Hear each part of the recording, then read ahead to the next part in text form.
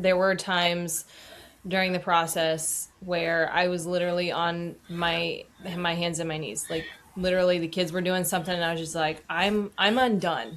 I don't know what is Lord, you're gonna have to move a mountain. I mean a big, big mountain, one that was completely undoable for us. This is the Power Moves for Business Growth podcast, presented by Gulfside Business Solutions, where stories and strategies meet to fuel your growth. At GBS, we bring together expertise in financing, strategy, marketing, tax, legal, and business operations, all to help you make the power moves that drive lasting success. Join us as we explore real-world insights and powerful moves from leaders, partners, and innovators shaping business growth today. Welcome to the Power Moves for Business podcast, brought to you by Gulfside Business Solutions. I'm Joe Austin. I'm the owner of CJA Business Strategy. My co-host, as always, is the Chief Strategy Officer for Gulfside Business Solutions. That's Herb Johnson. We're doing this episode on a Saturday morning. So, Herb, I got to ask you, how's the weekend so far? The weekend is great. I'm excited to be here. And at my age, getting excited on a Saturday morning is a rarity. So I'm really grateful to be here. On Power Moves, we interview business owners and entrepreneurs to find out what power moves they've made to grow their lives and their careers. Our goal is to help you uncover at least one power move that you can take forward to grow your business. In this episode, we talk about the power moves of Michael and Elizabeth Johnson, owners of Coast Physical Therapy in Titusville, Florida. We talk about how they balance caring for their 4 children while running a successful business. We'll also discuss why they chose to buy an existing business rather than starting from scratch. If you're a parent and a business owner, this episode's for you. If you're weighing your options between buying an existing business or starting one, this episode's also for you. Come laugh with us, learn from the experiences of Michael and Elizabeth, and walk away with your next power move. Coast Physical Therapy has been helping patients since 1993.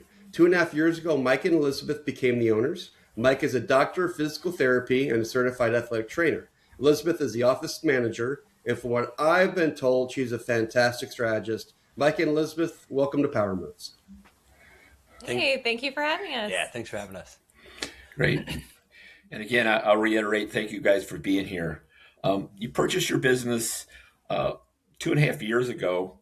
Can you tell us a little bit how that you came to Coastal and what made you purchase it? Yeah, so I have been a physical therapist since 2013, and I was working for a community health system for the first 7 years of my career. And as that 7th year was getting going, I was kind of feeling like it's time to look at possibilities for the next thing. I had always kind of thought about having my own practice, just having a little bit more control of little things and kind of the mission and just abilities that you don't really have if you're an employee. But it always felt out of reach because generally you need to have a pretty large runway to start something up from scratch, build that revenue. And so with a bigger family at home and Elizabeth working as a homeschool mom, that runway was always daunting. So what actually came across my desk as an opportunity was Mark, who had founded Coast in '93, he was looking to retire. And so the idea of purchasing a practice then came into my world. And after I met with him, it was pretty abundantly clear right away that philosophically and like kind of purpose-wise, Coast was already going in a direction that I was really a big fan of. And so I was like, well, this would be kind of an easy transition to take something already kind of like I wanted anyway, and then just tweak things here and there to make it specifically on our path. So after meeting him, and we had a couple of meetings over a couple of weeks, it was very clear that this was the door that the Lord had opened, and it was like literally, Lord, lead us. Shut the door if it's not the plan for us. And then every single opportunity, it was open, open, open, open. So it was pretty clear that that was what we needed to do. Okay, great. Thank you. That actually covers my follow-up question, was how you decided to actually purchase Coastal, and you kind of reiterated that just it was something that you wanted to do, but you thought it was a little bit out of reach. But then through faith and through working there, you understood there was an opportunity and you took advantage of it. Mm-hmm. Is that pretty good? Yeah, and during the process of getting all the things set up to be able to purchase, because it's a ton of paperwork, it's just a lot of things that they need in order for us to be able to buy the business. It was literally, all right, we've provided the things, and we just wait.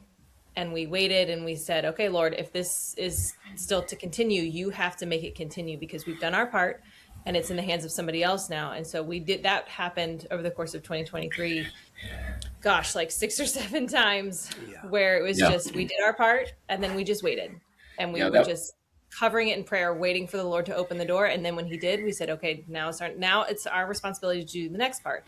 And same thing over and over and over again. And He just continued to open door after door.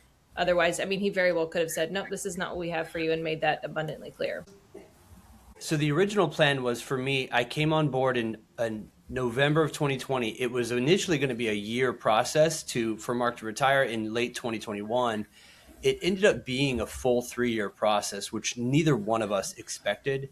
But it was another one of those things where like I was getting really antsy as we kind of realized it was going to extend. Like, oh boy, this is not good. This is not how we planned on having it. But over that extension time, um, again, it was abundantly clear that it was one of those blessings again, specifically financially, because if it were to be the whole purchase price in 2021, like originally planned, we honestly wouldn't have had the market wasn't doing what it needed to do at the time. I would have not had the funds. So actually, the 3 year like horrendously like long wait ended up being massively important for stock market to kind of bounce back post COVID and for some of those funds to be there. So I know nobody likes to wait on the Lord. It's kind of like nerve wracking. But in that case, looking back is like absolutely, it was a very protected time, and it was like, hey, this isn't going to happen now because it's not ready. We don't have all these things in line. So Yeah. that helped a lot actually looking back. It was pretty abundantly clear. Yeah. I want to ask you a little bit more about your process. I mean, I'm hearing loud and clear the Lord said coast is where it's going to be at. What the angle I want to take is most people that want to own or start a business, they discount buying a business. And that can be a bad decision because a lot of startups fail. So when early on, before you knew Coast was the place, how did you kind of weigh the decision of, is it better for us to start? Is it better for us to buy? You know, what were you thinking early on in this process? For me, the kind of daunting task of starting fresh and having to build up clientele, it's like it may have worked because I had a pretty good clientele build up after 7 years, but it was honestly the startup and just doing everything bootstraps and stuff was a bit more than I think I was willing to do. It's just the risk was higher than I was willing to Mm-hmm. manage because it's like pull out all of our retirement for all that. And I do read a lot of like Facebook groups and stuff of people who are starting fresh and kind of pretty familiar with some of those problems that they run into. Um, and so that was always like cool idea. I don't know that I would ever want to do it. Um, but then specifically having the kind of already existing revenue stream of Coast kind of took away some of those major fears and risks for me. And then we were still able to stay in Titusville, so we didn't have to move. The whole philosophy of treatment and how Coast was already treating their clients and stuff. Of, you could try to run a business that's client based, where you try to milk every dollar out of every person. That's one way to do it. But Mark and his team had already created a place that was, yeah, you want to make profit, and it is profitable, but if you get opportunities to bless somebody, or like, hey, this teacher runs out of authorization and they need 3 more visits to get to their goal, just pro bono it, stuff like that was already happening. So it was cool to kind of be able to just jump on that already running treadmill of the pre-existing business. And then the backbone was already there, and I did find that even though we changed quite a few things from a backbone kind of revenue stream perspective, having the already existing revenue stream was it was pretty nice. Just kind of as we that first year, 18 months, like we kind of don't know what we're doing at all. We're really just flying by the seat of our pants every single day. But the clients already know about Coast, and some have come for 15, 20 years. And so that was kind of nice having that to fall back on. Well, And I would say Yeah. don't discount yourself. You'd been treating for a long time, and so he learned a lot on his previous job and from school. And I worked as the front office of a physical therapy clinic while he was in school, so I learned a lot of the administrative stuff in that aspect. And then the old owners were very gracious to. She took me under her wing and showed me all the things that she does. And that really helped us understand all the mechanics of how they run their business, and then also showed us, okay, here are the things that we should change whenever we need to bring it from 93 to current day. And so there were a lot of processes that did need to be updated. And I would say, in terms of like the medical field, starting your own business, you absolutely can. One thing that people need to think about is if you're going to work with insurance, it can be a long on ramp to getting credentialed. So if you're, yeah, so if you're some places, it'll be a quick 3-4 weeks maybe, and that's being optimistic, and some are like 6 months. So you really have to know whether or not you can support yourself for that long, to have a backer or to have saved up enough money to be able to do that. And I think there's a lot of people who started their own healthcare business who are looking to retire very soon. And so do it like Michael did, where he built a relationship. And this is, if you are in it to serve the community and to take on a business that has been a staple in a community and just improve upon that so it can do a better job of serving, you're going to be good. But if you're going to go in and try and change everything and make it what it's not really meant to be in the community, then it's not, I would say it won't have a good chance of thriving. And so we just took the foundation of what Mark did, improved it a little bit, and then made some necessary changes to kind of modernize it. But still, our number one goal is serving the community. So those are just some things to think about, whether it's starting your own versus almost like an apprenticeship type situation. Growing your business doesn't stop when this episode does. That's why Gulfside Business Solutions and CJ Business Strategy offer webinars to help you grow your leads, sales, revenue, and profits. This isn't a lecture. This is an interactive session where we're going to help you grow your business. To learn more and to register, go to gulfsidebusinesssolutions.com/webinars. Now, back to Power Moves. Yeah. But y'all are awesome again, because you answered my follow-up as well, which is what are things, give me one or two things that people need to consider when choosing starting or buying something. And yeah, that's great. Thank you. Yeah. The name of the show is Power Moves, and you've shared with us a little bit about the important things that led to the decision to actually buy the practice and things you've done. But if you think back over the course of the last, 3, 4, 5 years, what is the most important thing that you would share to somebody that's a new business owner that you can see, looking back, was of utmost importance? I would say know your why, whatever your foundation is, your boundaries of what you're going to operate in. And I would say I would encourage it to not necessarily the first thing to be money. You should be profitable. You should run it well, so where it can support you and those that you've employed. But if you're chasing money, it's going to be something that is always going to let you down, and you'll start making compromises in other areas that aren't going to, that won't be the best. And so I would, for us, our why is to not only love the people who come into our door very well, to care for them, to share the Lord with them, but then to serve the community. And so we operate within those boundaries, and we make decisions based upon that foundation, and that guides us. When you start chasing things where the goal is always moving, or the measurement is always moving, or it's some sort of unattainable thing, it's going to make you really unhappy and unfulfilled. And to me personally, I don't think that that's the best way to run a business. Are there any things that you wish you had done sooner, in the process, looking back? Yeah. Yes. Yeah. There were some changes that we did make right away that Right. he was hesitant to make, just because the old owners were just, they had a well-oiled machine in the way that they wanted to run it. It ran really great. but there was some behind the scenes things that I was like, this is something that we have to change right away. And thankfully he was after, a few conversations of explaining why, because I got to see the behind the scenes. He's on the floor treating people. So we kind of had different areas of expertise per se. That one we made right away. And so I would have I would have made other like decisions within the clinic in terms of like layout and just the flow of the clinic. I would have, if it were me, I would have made those decisions much quicker. But him being on the floor all the time, and you have a new owner, and then you change kind of some processes that change their day to day. He was wise in saying, well, let's just take it slow on some of these changes and not bombard everybody, because you also don't want to go in and flip the script completely and make a lot of people uncomfortable, and then everybody leaves and then you don't have any employees. So Yeah. so there is a balance. There's some things we did right away that were extremely helpful and very good.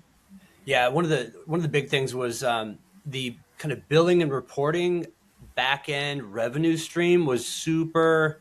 It was like a mix of really old school paper and some kind of introducing some computerized. So it was really time consuming. And when it's like healthcare is a fairly tight margin business, so we had to streamline that quite a bit, and it was scary because like you kind of mess with the revenue stream, it can go badly if you don't plan ahead. But what we've discovered in our kind of like marriage and business partnership, I knew this already about her, but like as a kind of business partner, it was more acute. Whereas like she sees a problem, comes up with a solution, and she wants to go and act on it right away. Whereas I need to sit there and write it out and think through some strategies and kind of like mull on it for a little while.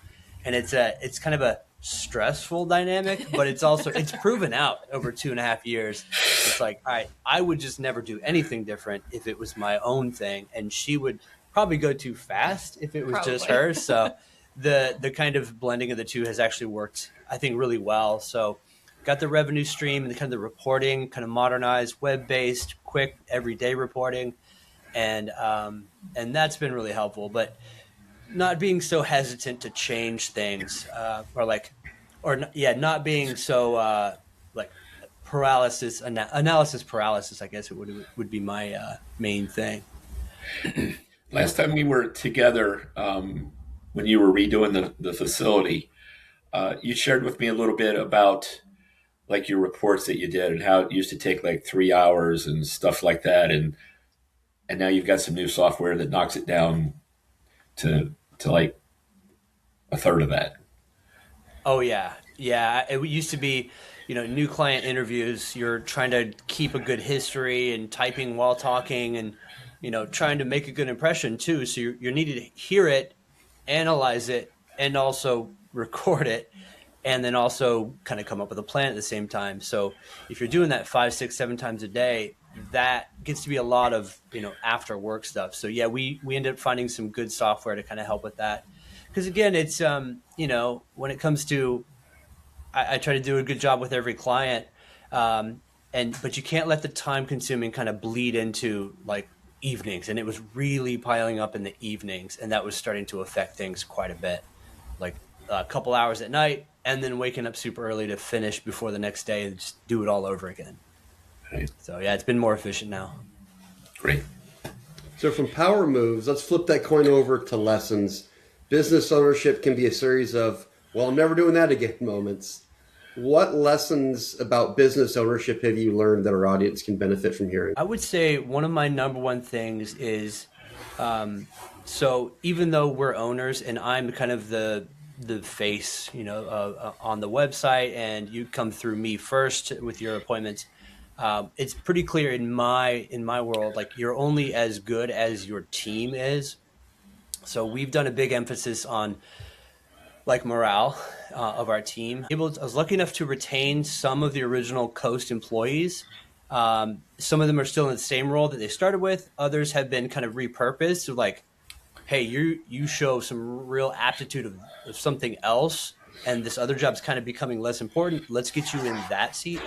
And it's been absolutely amazing. But we are big on staff appreciation and trying to create a kind of the opposite of a corporate, you're just a name and a number kind of thing.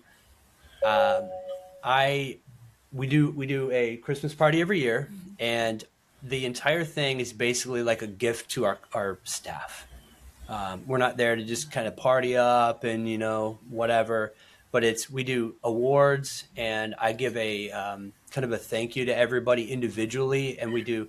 If you guys have seen The Office, they do the Dundee Awards, and Mm-hmm. so Oh, yeah. and they make fun of them in that one, but yeah, we do the Coastie Awards every year. We've done 3 years now, Yeah.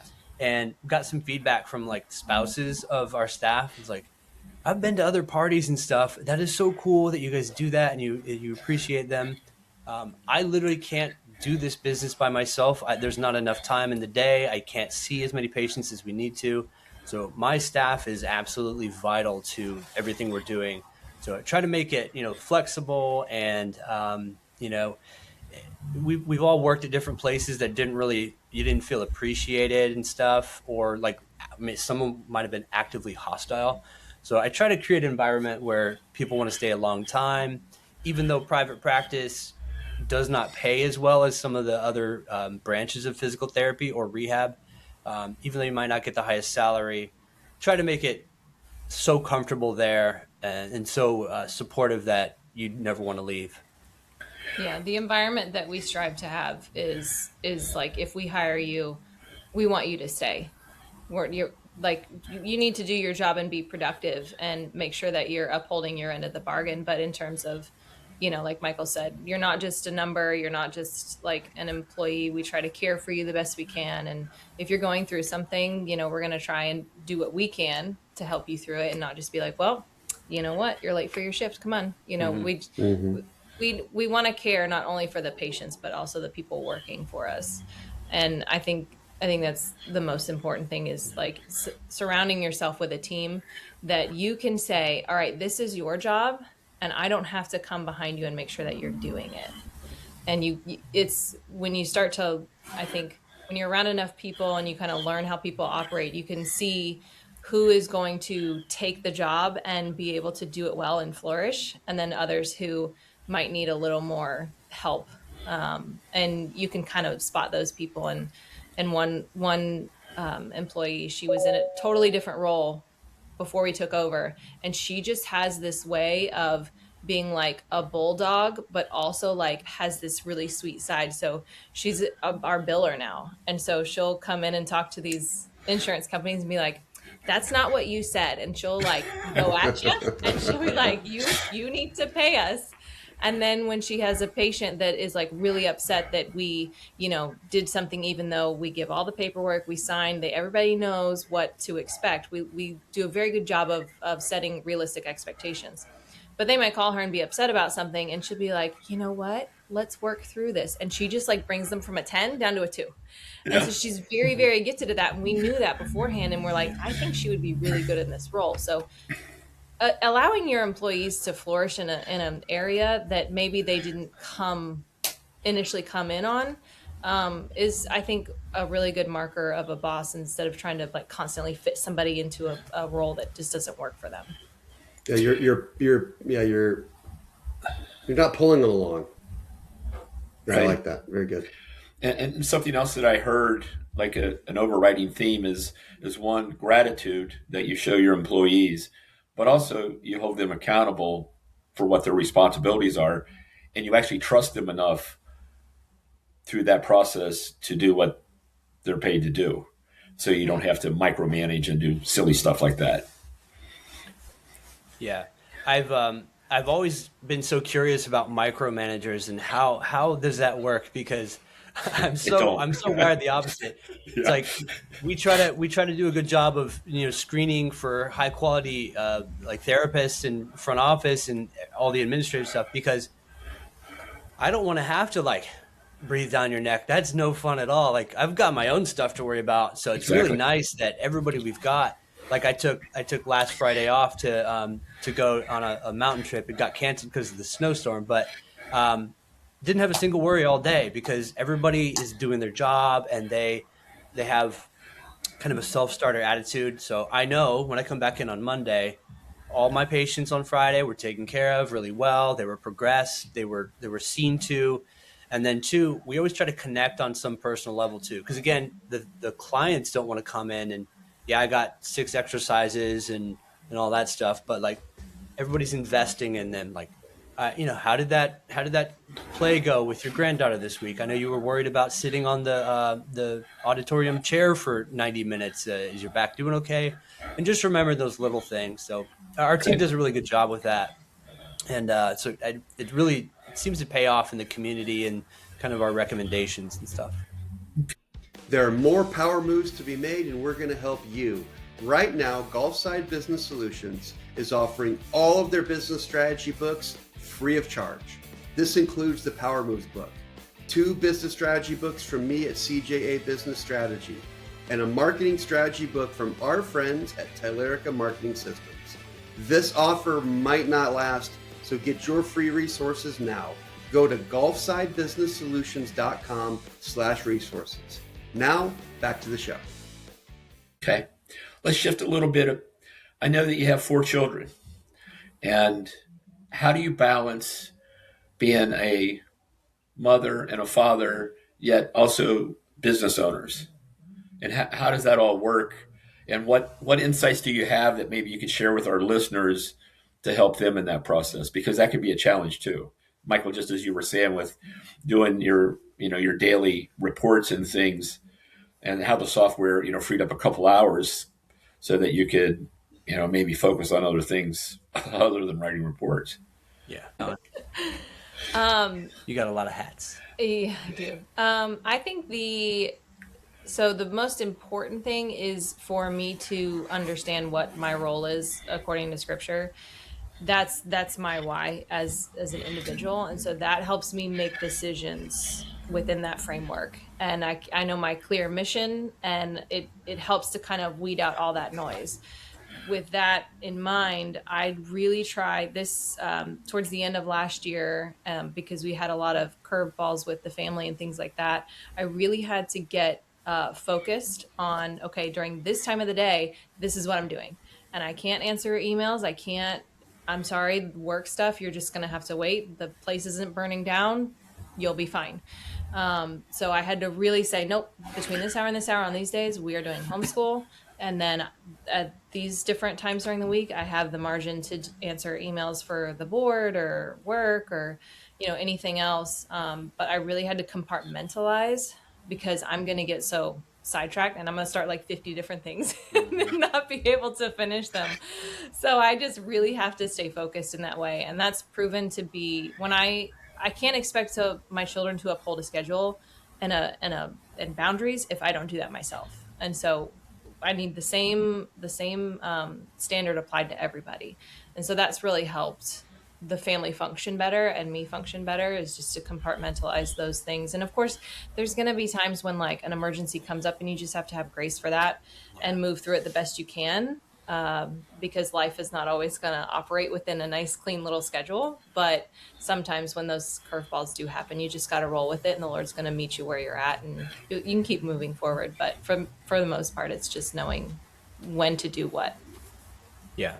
Yeah, I would echo that too. Just having some clear boundaries, because what we've had the blessing of her dad coming on board with us, kind of as a consultant, and he's run businesses and run private schools in the past. And before we signed papers, I can't remember how soon it was before signing papers, but it was within a couple months.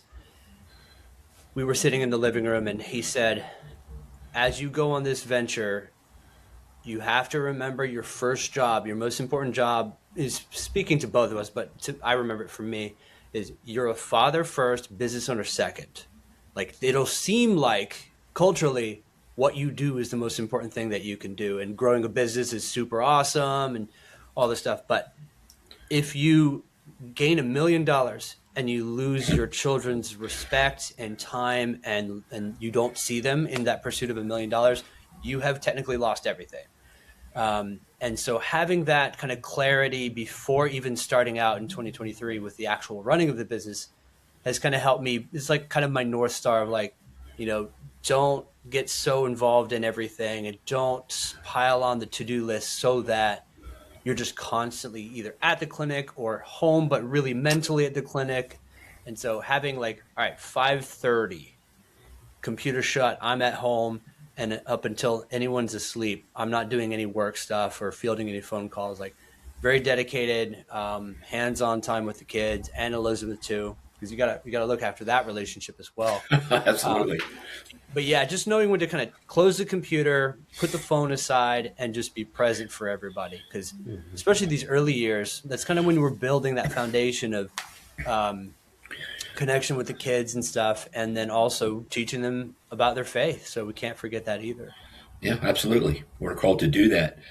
Tell me how this process that started, in 2020 and has run this amount of time that you actually own it and are doing it. How's that affected your faith, and what have you learned during that process? I know waiting on the Lord. I heard that early on that it took you a lot longer to purchase it than what you thought. But then it turned out to be a blessing, even though the whole time you were anxious and you must have missed the Philippians 4, verses 4 through 8. Don't be anxious or worry. But as humans, we all do that. I also heard you talk about grace, which is extremely important, not only with your employees but with each other and with the kids. And and can you just kind of expand on that just a little bit for us? You start off so good. I'll let you start. Philippians 4:8 is actually what I pray over the kids every night. Every It's day, one of my yeah. favorite Right. verses. It's a good one. It's a good one. It's a good one. It required so much trust. So much trust. There were times during the process where I was literally on my hands and my knees. Like literally the kids were doing something and I was just like, I'm undone. I don't know what is, Lord, you're going to have to move a mountain. I mean, a big, big mountain, one that was completely undoable for us. And just asking him to meet us where we were at.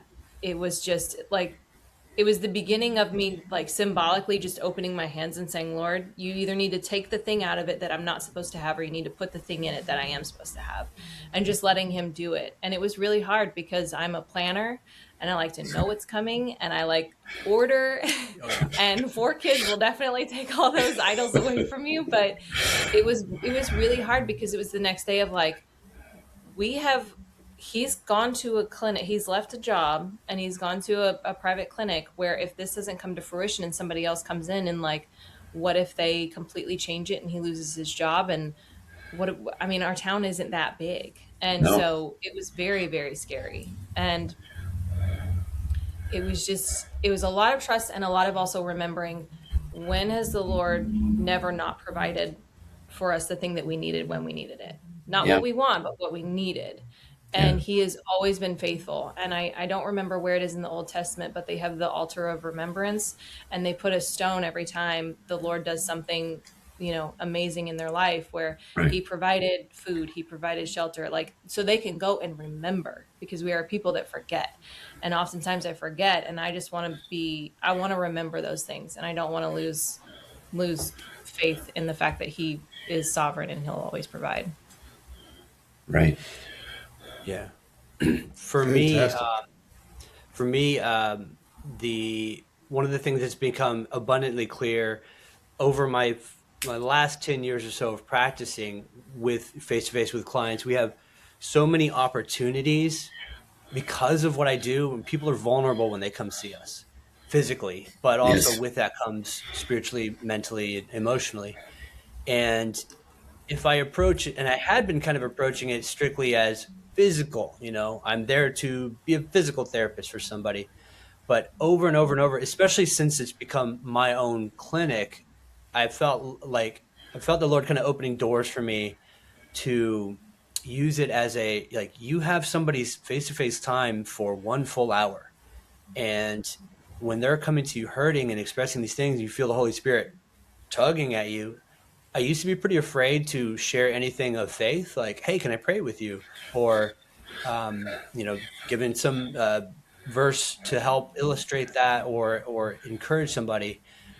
We have some good friends here in town who have a private medical practice, and they're very good about sharing their faith, praying with patients. And I was asking him, hey, I kind of have this fear of doing that. I don't know really where it's from. I haven't had any reason to have this fear, but it's been tough for me to kind of like pray with patience.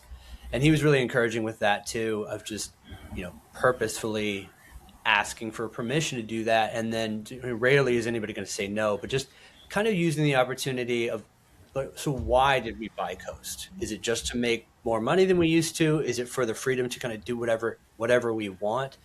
No, it's not really those things. Although, the money is better, this, that, and the other, but using it as a witnessing kind of mission platform has been amazing. And as I've gotten to be able to do more of that and kind of loosened up on some of those things, like, it's okay to pray for people. It's okay to reach out and share your faith with them, especially when the door is so obviously open.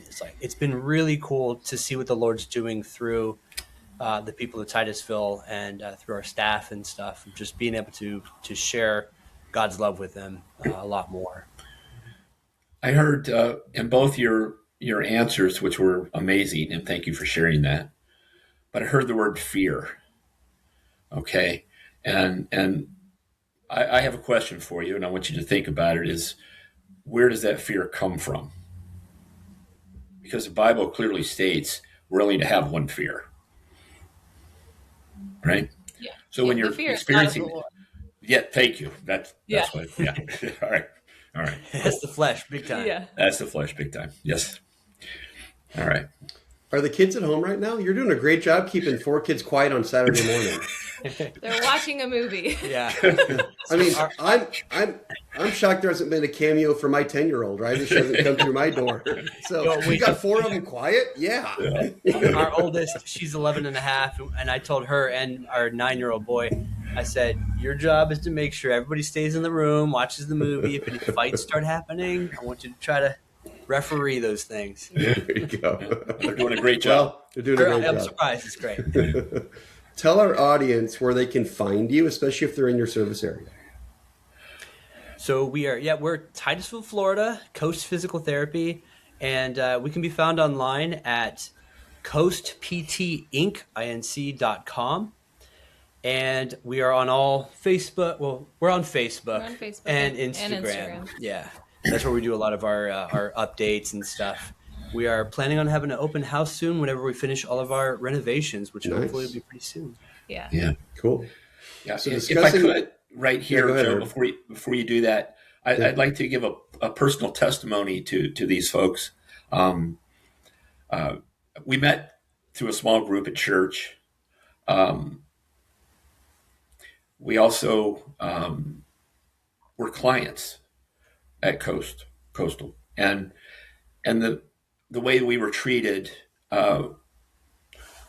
given I was self-employed, didn't have insurance. Like, I just want to pay you. I want you to fix my shoulder, which I'd had a problem for over 10 years. Pain. I was living in constant pain, and Marianne had similar things. And through working with Michael, those all were eliminated for the most part.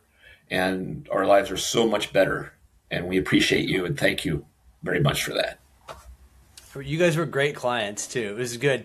It was always fun having both of you guys at the same time and just kind of like the kind of banter and stuff. It was a good time. Yeah, exactly. Well, as you can tell, Herb, thank you for that, by the way. But as you can tell, I'm excited to get to this part of the show. Talking about our faith is by far the most important, but this is what I think maybe is the most entertaining part of the show. We have a tradition. We can't wrap the show until at least one of you two guests make us laugh. So what do you got? You tell yours first. I have two short ones. Let's do it. All right. So, what is Forrest Gump's favorite kind of pasta? Penne. And then, what is a ninja's favorite thing to drink? Water. All right, Oh, those so are awesome. Mine is, why did God create Adam before Eve? This will Because be he didn't good. want any input on how to do it. It's true. Those are great. Michael and Elizabeth, thank you so much for joining us on Power Moves. Your ability to balance family and business is admirable. Such great advice. for so many people. Thanks for being here on a Saturday morning. Thanks Thank for you for having us. having We us. appreciate you. Yeah. And also thank you to our audience. We hope we provided you with at least one power move that you can take forward to grow your business. Until next time, God bless. Thanks for joining us on the Power Moves for Business Growth podcast, presented by Gulfside Business Solutions. If you enjoyed today's conversation, follow or subscribe wherever you listen to your podcasts and share it with someone making their next big move. Learn more about how GBS helps businesses grow at gulfsidebusinesssolutions.com. Until next time, keep making the power moves that fuel your growth.